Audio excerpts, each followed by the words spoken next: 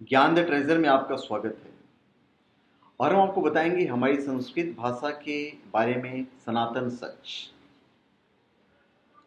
देखिए, दवा के लिए सबसे उपयोगी भाषा अर्थात संस्कृत में बात करने से व्यक्ति स्वस्थ और बीपी, मधुमेह, कोलेस्ट्रॉल आदि जैसे रोग से मुक्त हो जाएगा।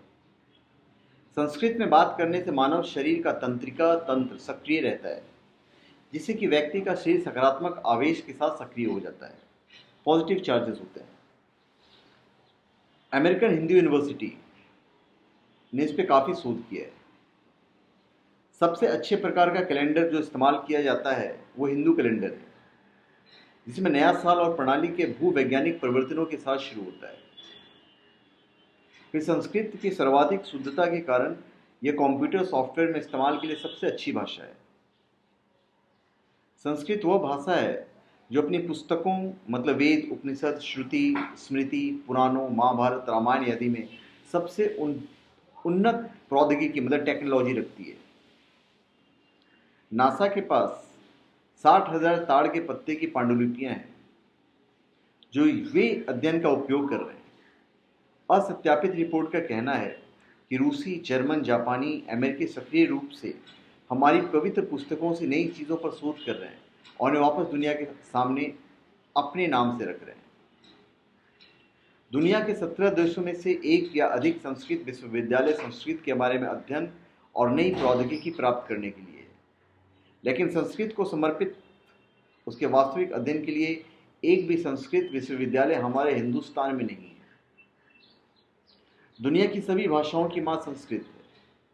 सभी भाषाएं 97% प्रत्यक्ष या परोक्ष रूप से इस भाषा से प्रभावित है। आधुनिक भारतीय भाषाएं जैसे हिंदी, उर्दू, कश्मीरी, उड़िया, बंगला, मराठी, सिंधी, पंजाबी आदि इसी से उत्पन्न हुई है। इन सभी भाषाओं में यूरोपीय बंजारों की रोमानी भाषा भी शामिल है।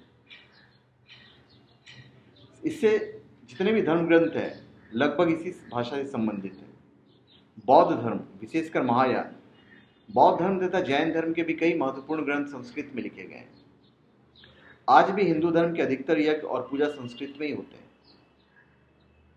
नासा वैज्ञानिकों द्वारा एक रिपोर्ट है कि अमेरिका 6 और 7वीं पीढ़ी के सुपर कंप्यूटर संस्कृत भाषा पर आधारित बना रहा है, जिसे सुपर कंप्यूटर अपनी अधिकतम सीमा तक उपयोग किया जा सके।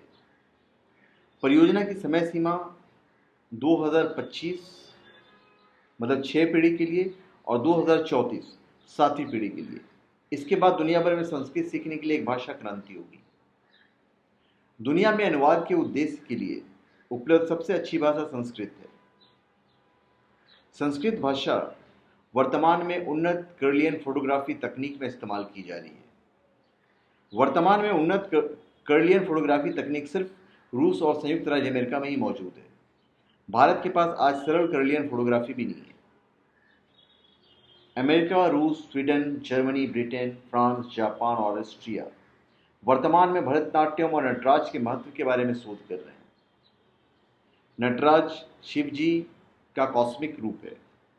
जिनेवा में संयुक्त राष्ट्र कार्यालय के सामने शिव या नटराज की एक मूर्ति है। ब्रिटेन वर्तमान में हमारे श्री चक्र पर आधारित एक रक्षा प्रणाली पर शोध कर रहा है। तो धन्यवाद। आप हमारे चैनल पर सब्सक्राइब करें और अपने कमेंट दीजिए। धन्यवाद।